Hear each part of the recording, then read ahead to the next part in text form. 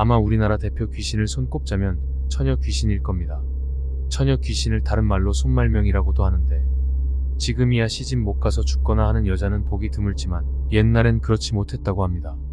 노처녀로 남자 손 한번 잡아보지 못하고 죽은 애꿎은 손말명들은 마음에 드는 남자나 또는 그 남자의 여인에게 들러붙어 해코지한다고 합니다. 결국 손말명이 씌인 남자는 정기를 뺏겨 죽거나 손말명을 따라 자살을 한다더군요.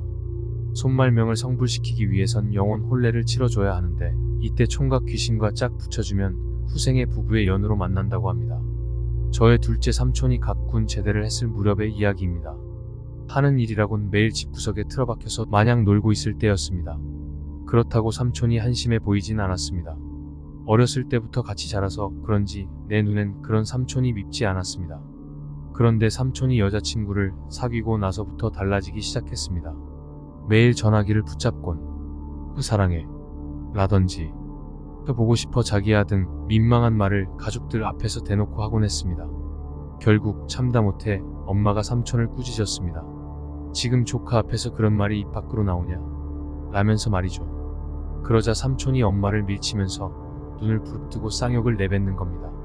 30년 같이 살면서 삼촌은 엄마한테 한 번도 대든 적이 없었는데 마치 다른 사람 같았습니다. 엄마는 그 자리에서 펑펑 울면서 일어나지도 못하고 나는 그대로 집 밖을 나와버렸습니다. 그 순간 삼촌이 너무 무서웠기 때문입니다. 그리고 그날 이후부터 삼촌의 증세는 날이 갈수록 심해져만 갔습니다. 이젠 아예 허공에다 대고 헛소리를 하기 시작했습니다. 우리 자기는 왜 이렇게 예쁠까? 나도 같이 가면 안 돼? 등 이해할 수 없는 말을 내뱉는 거였습니다. 엄마는 그런 삼촌이 잡기에 씌였다고 생각했는지 삼촌을 끌고 용한 무당집에 데려갔습니다.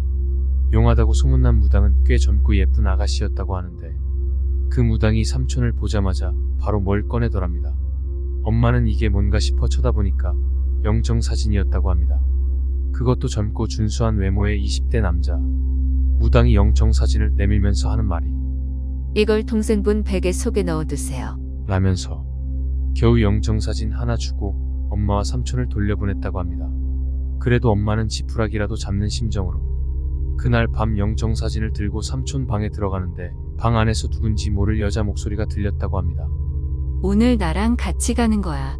어때 자기? 놀라고 화가 난 엄마는 그대로 방문을 박차고 들어갔는데, 긴 머리에 얼굴에 덕지덕지 분칠한 20대 초반으로 보이는 여자가 삼촌 목을 조르고 있었다고 합니다. 엄마는 그대로 뒤로 넘어갔습니다. 귀신이 무서워서가 아니라 목을 조르고 있던 귀신이 20년 전 자살로 죽은 엄마 친구였던 것이었습니다. 사실 엄마가 잘못 봤을 수도 있지만 엄마는 아직도 그 친구를 또렷하게 기억하고 있었습니다. 대학 시절 퀸카였던 엄마와는 반대로 키는 컸지만 사각턱에 늘 튀어나온 앞니 때문에 토끼 괴물이라고 놀림당하던 친구가 어느 날 싸늘한 죽검으로 발견됐으니까요. 육교 위에서 뛰어내려 달려오던 차에 깔려 자살을 했다고 합니다. 다음날 엄마는 무당이 준 영정사진을 삼촌 베개 밑에 깔아놓으면서 명복을 빌어줬다고 합니다.